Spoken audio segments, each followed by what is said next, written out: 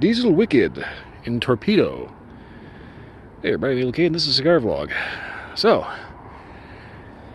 check this out. Diesel's been kind of going a little against the grain with this one by having a foot band that's almost the size of the cigar, and a regular band, which is barely even a band at all. So it's got a nice huge torpedo shape. Nice thing about these things is that they allow you to get a lot of tobacco in there. The downside, this little tip right here, this can be kind of a problem. When I say it can be a problem, I mean that in the way that what it does is it squeezes the tobacco down right here. It makes kind of a funnel. And since it's basically kind of an accordion shape inside there, it kind of can make it a little tricky trying to actually get my camera to focus on what my subject is. You can make it kind of difficult to actually draw through it because you've basically smashed the accordion almost completely flat. Also, it's always somewhat unnerving cutting these because you really end up taking off quite a sizable chunk of tobacco. And get my glove caught in my cutter. Alright. Go ahead and yank that. Look at the size of that sucker. I'm going to try to keep this in frame as much as I can.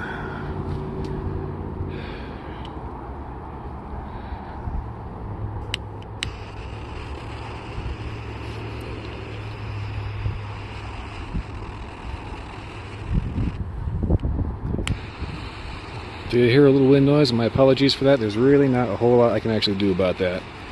It's just enough of a breeze to be noticeable. If you look at the sky, you can kind of see what that breeze is doing. I may or may not touch on that in a second. I'm trying to get this lit without completely scorching it.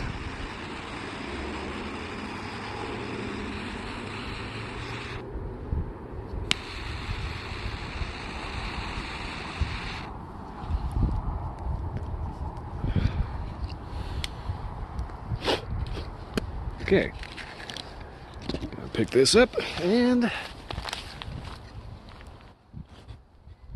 try to keep my fingers out of the frame. Okay, so as you can see, I fell on a tree. All right.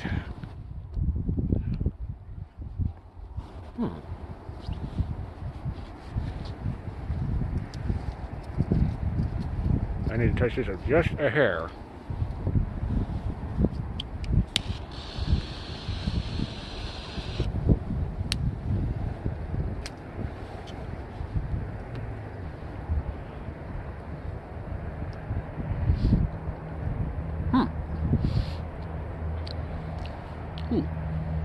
Alright, right off the bat, no harshness or spice at all. That's lovely. Real deep coffee, like espresso coffee, touch of cocoa, nice clean tobacco. Definitely starting off very well. Alright, I'm going to smoke this down a little bit, get this cleaned up a little bit, and get back to you after about an inch. And hopefully not end up staring at my shoes because I've got my camera angle a little wonky. I'll get back to you in an inch.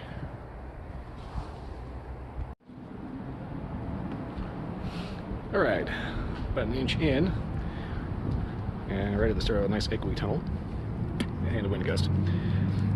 So far, I'm getting some rather interesting flavors on here. The predominant flavor,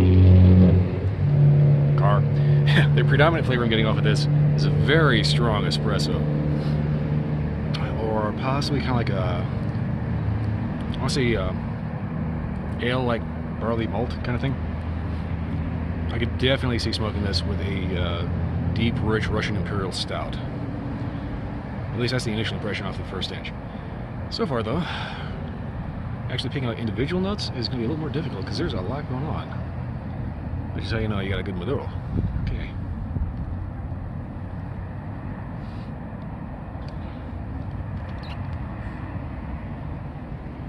The weird thing is I'm not getting a whole lot of anything other than maybe like a little bit of toastiness off of the retrohale, which is kind of bizarre.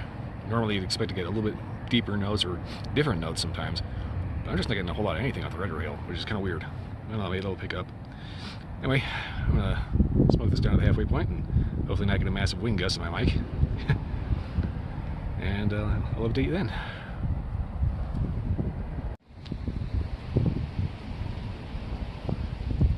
Usually, when I say the halfway point where the ash falls off, that typically means when the ash falls off. As you can see, this is just hanging on for dear life. So, yes, construction on this is excellent. Flavors, after the first inch, kind of opened up with a much deeper cocoa note. The coffee is still there, but it gets a very dark chocolatey note, very dark cocoa. The retrohale also woke up quite a bit as well, with a very deep dark cocoa. So far, this is proving to be an excellent cigar, extremely well made, as you can see. It's just hanging on! Don't let go! Yeah, that is really nuts. Okay, I'm gonna keep this going. I'll actually, maybe, if it doesn't fall off while I'm doing this update, I'll give a special update when that ash finally goes. But yeah, so far, this has been an excellent cigar so far. Flavors alike, coffee, cocoa, a little earthiness to it, but overall, very good, very strong, potent flavors.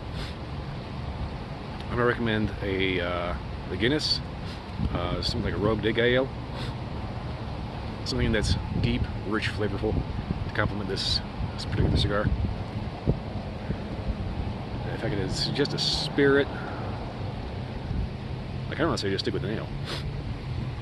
And somebody's coming with a dog. Alright, I'm going to update the band. The ash just went. Come out for a little bit longer, maybe about 30 seconds to a minute or so, and then finally just...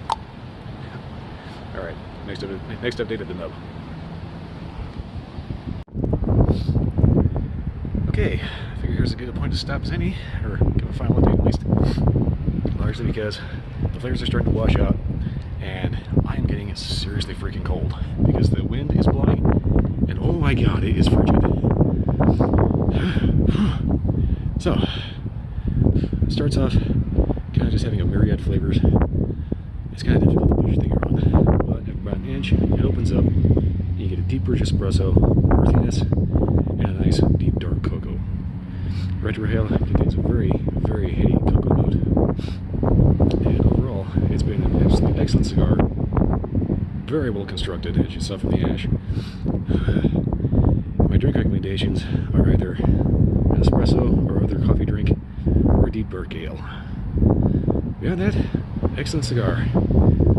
I just really wish I had a nicer place to film, because it is freaking cold out here.